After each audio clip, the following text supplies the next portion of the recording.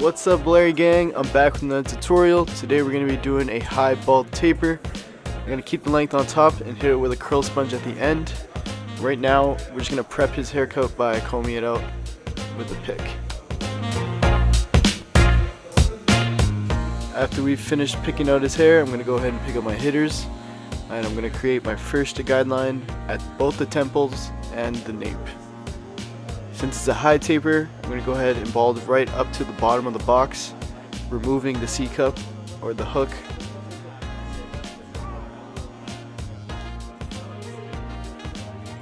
For the first guideline on the neck taper, I like to use my client's ears as a reference point. So I'll bring the guide generally up to the bottom of their ear.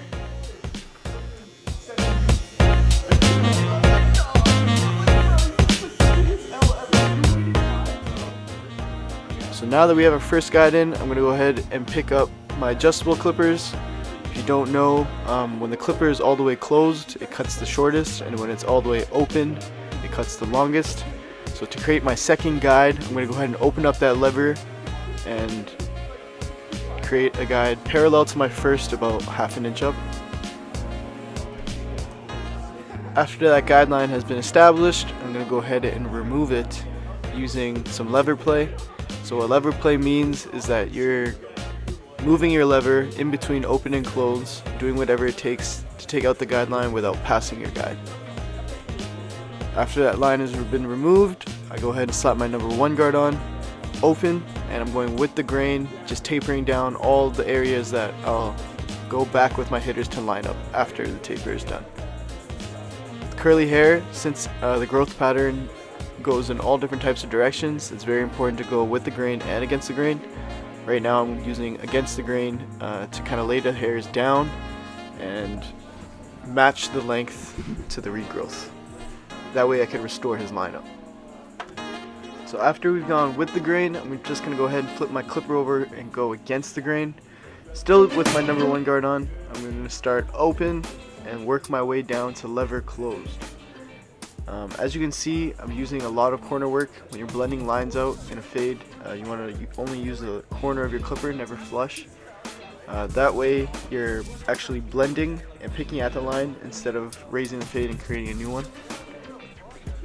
So continuing to fade down, I'm going to go ahead and slap my half guard on, and we're going to start lever open and work our way down to lever closed. However, with the half guard specifically, I personally feel like half guard closed is shorter than no guard open, and for that reason I do not close it all the way. I only work all the way down to 1 notch before closed, and usually by then the fade has come together. It's also very important to always have a brush or a comb in the other hand. What this does is that in between clipper strokes, nappy hair tends to move once it's cut, so it's always a good habit to comb that hair back down so that you can hit it against the grain. So after we finish the neck taper, I'm moving on to the temple, and right now I got my no guard on, lever all the way open, and creating that second guide. After we create that second guide, I'm going to go ahead and use my lever play technique with my cornering, only using the corner of my clipper to blend out that second guide, and then we're going to go ahead and blend into that bulk. So now using clipper over comb, I'm going to go ahead and start to blend up into that bulk. Some tips when you're using clipper or comb: horizontal clipper strokes remove bulk, and vertical clipper strokes, like I'm doing right now, blend. So I see that bulky line, I'm trying to blend it down, and now to knock it out I'm using my half guard, and I'm starting open and working my way down to just before closed.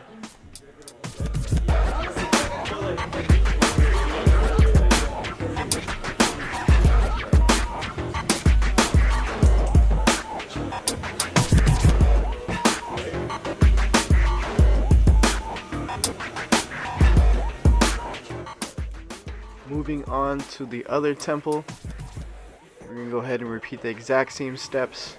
I got my clipper open, no guard, And we're gonna go ahead and create that second guide like we've seen before, and then we'll remove it using, you betcha, lever play. I'm just gonna go ahead and speed up this process for you guys because we just seen the exact same steps.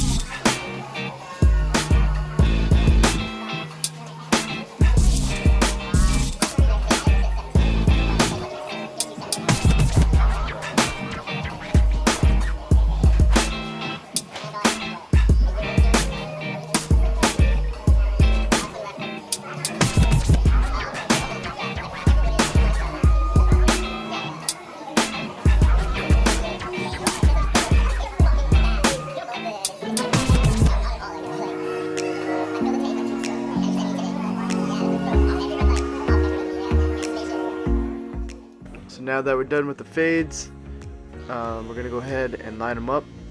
So now I got my hitters in hand, and I'm just gonna go ahead and put that nice sharp natural line in. What this does is basically think of your fade as a painting, and you're gonna go ahead and put a frame on it. So it's gonna put the focus a lot more onto your art because you have a frame on it, right? So for around the ears, it's very important. Just use the corner of your trimmer, just like a pencil, and just go ahead and draw that line in on that curve. And then after you draw the line in, you can clean up around it afterwards.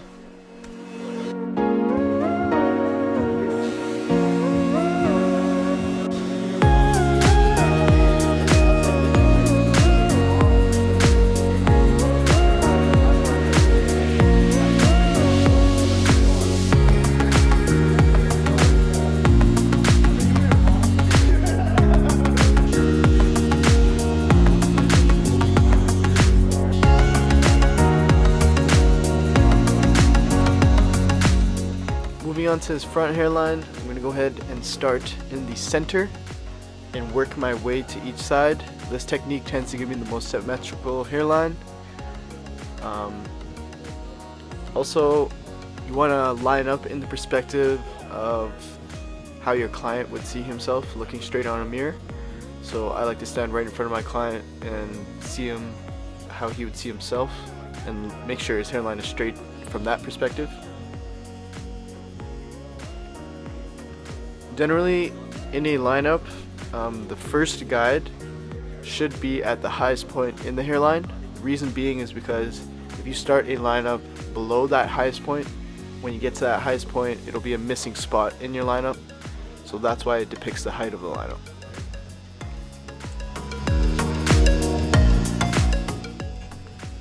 Every time I'm doing any type of lineup, I'm trying to give the sharpest natural line possible. The reason I emphasize natural is because if you do push your client back too far, his hair will start to grow back within days, and that'll kind of ruin the whole freshness of your entire haircut, and we don't want to do that.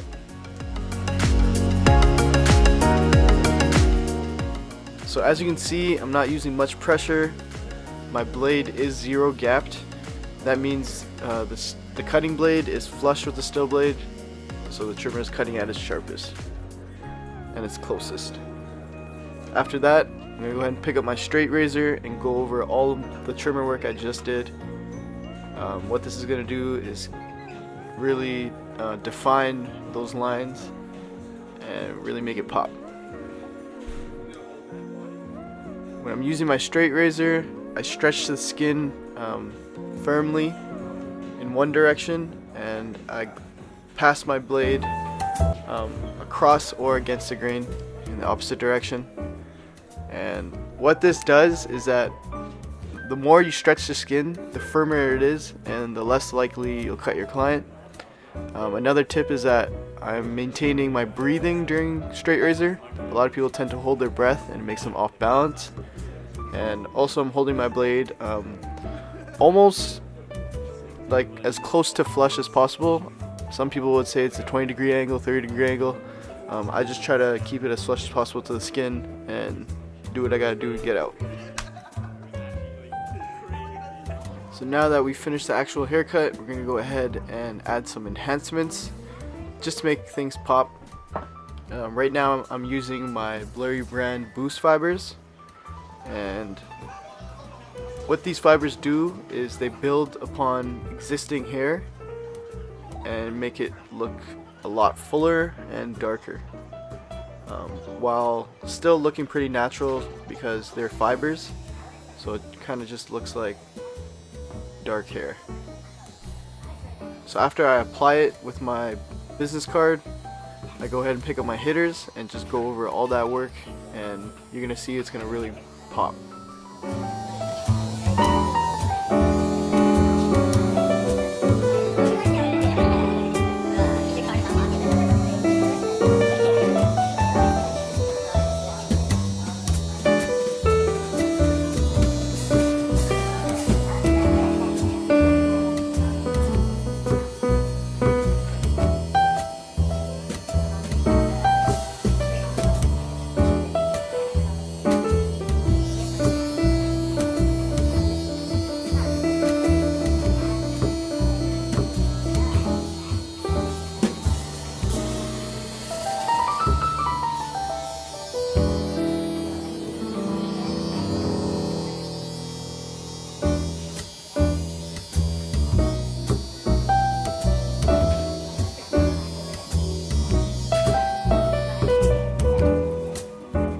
Alright, so after we finish with the enhancements, we're going to go ahead and give him a curl sponge to curl up his hair.